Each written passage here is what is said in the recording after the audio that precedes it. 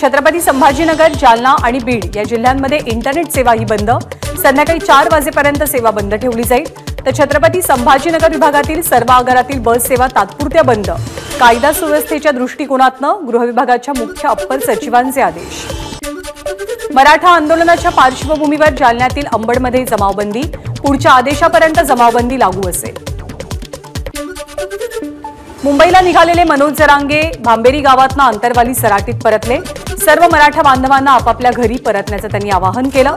मराठा समाजाने शांत राहावं, मनोज जरांगेंचं आवाहन।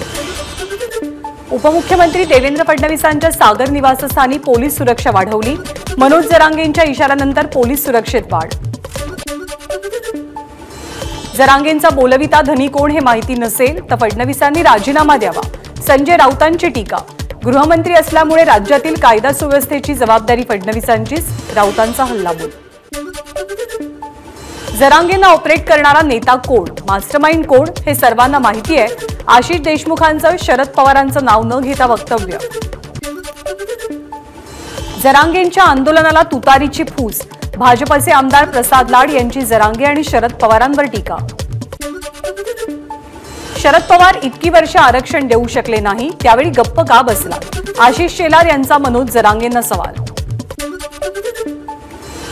जरांगेंनी शांततेच्या मार्गाने आंदोलन करावं, आंदोलन भरकटणार नाही याची काळजी घ्यावी। विजय वडेट्टीवारांचं मनोज जरांगेंना आवाहन। मनोज जरांगे राष्ट्रवादी काँग्रेसचा माणूस आहे, शरद पवार आणि राजेश टोपेंचा माणूस आहे। जरांगेंचे जुने सहकारी बाबूराव वाळेकर यांचा जरांगेंवर गंभीर आरोप। राजेश टोपे 2 वेळा अंतरवाली सराटीमध्ये आले होते। लाठीचार्ज होण्यापूर्वी टोपे आणि जरांगेंमध्ये बैठक झालेली। बाबूराव वाळेकर यांचा दावा, तर ढाल म्हणून जरांगेंनी महिलांचा वापर केला, वाडेकरांचा आरोप। मनोज जरांगेंनी फडणवीसांबाबत अपशब्द वापरल्याप्रकरणी पालघरमध्ये भाजप कार्यकर्ते आक्रमक। तुम्ही सागर बंगल्यावरती या, आम्ही सुद्धा तयार आहोत, भाजप कार्यकर्त्यांचं जरांगेंना आव्हान। उपमुख्यमंत्री देवेंद्र फडणवीसांनीच मराठा आरक्षण मिळवून दिलं होतं। काही गोष्टी राहिल्या असतील तर त्या सुद्धा पूर्ण केल्या जातील, मंत्री दीपक केसरकरांचं आश्वासन। पंतप्रधान मोदी आणि गृहमंत्री अमित शहांचं नेतृत्व आणि निर्णय प्रक्रिया हे गुण भावले। त्यांच्यासोबत भविष्यातील विकासाच्या योजना प्रभावीपणे प्रत्यक्षात आणणं शक्य होईल असं वाटल्यामुळे आपण भाजपसोबत गेलो, अजित पवारांचं स्पष्टीकरण। देवेंद्र फडणवीस जातीपातीच्या राजकारणापलीकडे राज्याचं हित पाहणारे दूरदर्शी नेते, त्यांच्यावर जातीय टीका करणाऱ्यांकडे महाराष्ट्र डोळसपणे पाहतोय। टीकाकारांचा चेहरा आणि हेतू हळूहळू उघडकीस येतोय। मंगलप्रभात लोढांचं ट्विट।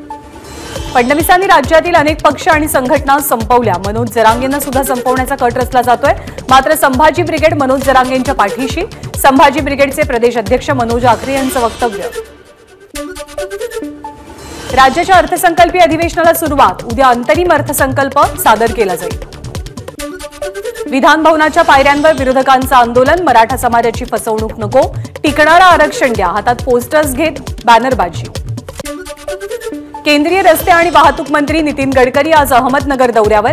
अहमदनगरमधील महत्त्वाच्या 3 राष्ट्रीय महामार्गांचं लोकार्पण करणार। मनसेची मुंबईतल्या MIG क्लबमध्ये लोकसभा आढावा बैठक। राज ठाकरे कोल्हापूर, सोलापूर, पुणे जिल्ह्यातील एकूण 9 लोकसभा मतदारसंघांचा आढावा घेतील। अंधेरीतल्या गोखले पुलाचं काम 100% पूर्ण, आज पुलाच्या एका बाजूचं लोकार्पण। बेस्टच्या ताफ्यात लवकरच 2400 नव्या ई-बसेस दाखल होणार, निविदा प्रक्रिया सुरू। मुंबईतील मॅकडोनल्डसह 30 फास्ट फूड दुकानांना नोटिसा। खाद्यपदार्थांच्या दर्जामध्ये सुधारणा करण्यासंदर्भात अन्न आणि औषध प्रशासनानं नोटीस बजावल्याची माहिती। वाहनांची वाढती संख्या विचारात घेता पुणे एक्सप्रेसवे 8 पदरी करण्याचा विचार। महाराष्ट्र राज्य रस्ते विकास महामंडळाकडून सरकारला 5500 कोटींचा प्रस्ताव। मुंबई गोवा महामार्गावरती 10 वर्षात 6000 कोटी रुपयांचा खर्च, तर दुरुस्तीच्या कामासाठी तब्बल 192 कोटी रुपये खर्च, आरटीआयतनं माहिती समोर। लवकरच मुंबई दिघी रोरो सेवा सुरू होणार, समुद्रमार्गे पर्यटनाला चालना देण्याचा प्रयत्न। पीएम ई सेवा बस सेवा योजनेची अंमलबजावणी करण्यास राज्य मंत्रिमंडळाच्या बैठकीत मान्यता। राज्यातील 23 महानगरपालिकांचा यामध्ये समावेश आहे। नागपूर, वर्धा, भंडारा, गोंदिया आणि अमरावती जिल्ह्यात वादळी वाऱ्यासह पावसाची शक्यता। नागपूर वेधशाळेकडून ऑरेंज अलर्ट जारी।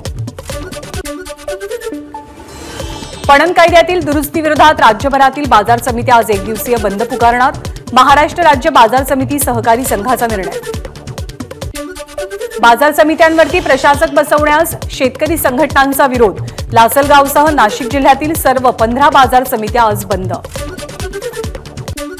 जळगाव जिल्ह्यातील सर्वच कृषी उत्पन्न बाजार समित्यांमध्ये आज एक दिवसांचा लाक्षणिक बंद. बाजार समिती बंद असल्यामुळे जिल्ह्यातील कोट्यवधी रुपयांची उलाढाल ठप्प. सांगलीच्या जत कृषी उत्पन्न बाजार समितीमध्ये बेदाणा सौद्यांचा शुभारंभ. पहिल्या सौद्यामध्ये बेदाण्याला मिळाला 275 रुपयांचा उच्चांकी दर. उन्हाचा पारा वाढल्यामुळे पालेभाज्यांची आवक कमी. बहुतांश पालेभाज्यांच्या दरात वाढ. मेथी, शेपू, अंबाडी, चवळी, हरभरा यांच्या गड्डीमध्ये वाढ. शालेय शिक्षण मंत्री दीपक केसरकर यांच्या समवेत चर्चेनंतर कनिष्ठ महाविद्यालय शिक्षक संघाचा 12वीच्या उत्तरपत्रिका तपासणीवरचा बहिष्कार मागे. नाशिकमध्ये ठाकरे गटाकडून पदाधिकारी जाहीर. विजय करंजकर यांच्या जागी सुधाकर बडगुजर यांची शिवसेनेच्या नाशिक जिल्हा प्रमुखपदी नियुक्ती. शरद पवार गटाचं चिन्ह चुकलं. तुतारी नाही तर त्यांना खंजीर चिन्ह मिळालं हवं होतं. भाजपचे खासदार सुजय विखेंची टीका.